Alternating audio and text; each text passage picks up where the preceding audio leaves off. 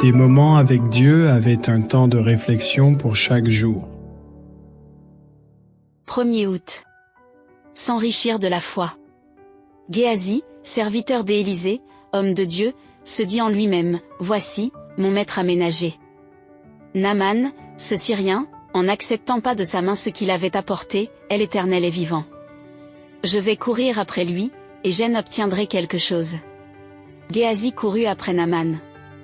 Naaman, le voyant courir après lui, descendit de son char pour aller à sa rencontre, et dit, « Tout va-t-il bien ?»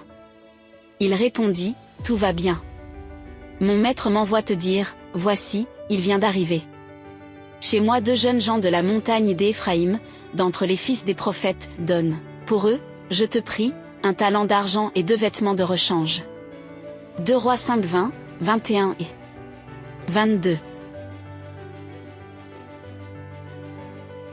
Combien de personnes avez-vous vu s'enrichir par la foi? Et Dieu méprise-t-il ceux qui profitent de leurs frères pour s'enrichir avec les paroles de Dieu? Regardons cette question de l'histoire de la guérison miraculeuse du lépreux Naaman. Enfin, ce lépreux avait disparu, son corps rayonnait de santé, il ne connaissait peu grand chose.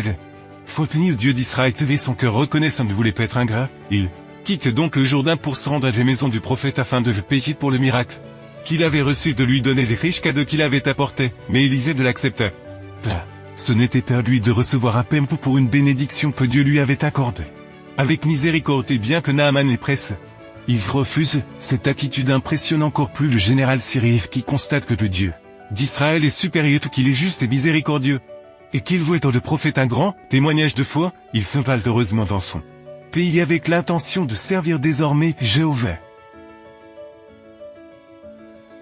Mais Géasi, qui avait eu l'occasion de développer le même esprit d'abnégation, et avait eu le privilège de devenir un noble porte-étendard dans l'armée de l'Éternel.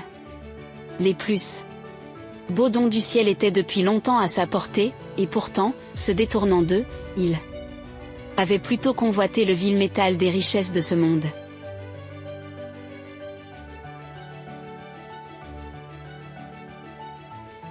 Il courut près de 3 kilomètres pour attraper Syrien par un mensonge. Et exprimer le désir de son cœur, le général s'arrête un peu voyant courir.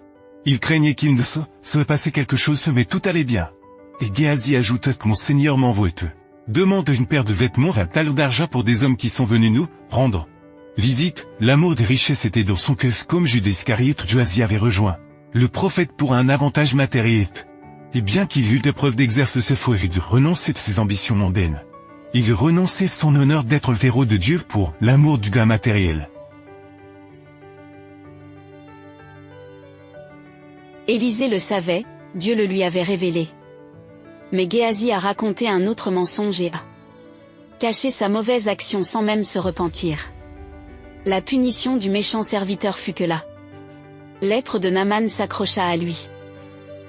Dieu voit ce qu'il faut, combien s'enrichissent par le faux, puis comme ils en profitent. Il donna son châtiment au voulu, mais tout. Quel est ton degré d'honnêteté dans leur foi? Décide que l'ambition matérielle ne corromprait pas ta vie chrétienne. Amen. Merci pour écouter cet audio. Nous vous invitons à partager avec votre. Contactez et visitez le site web. biblewell.com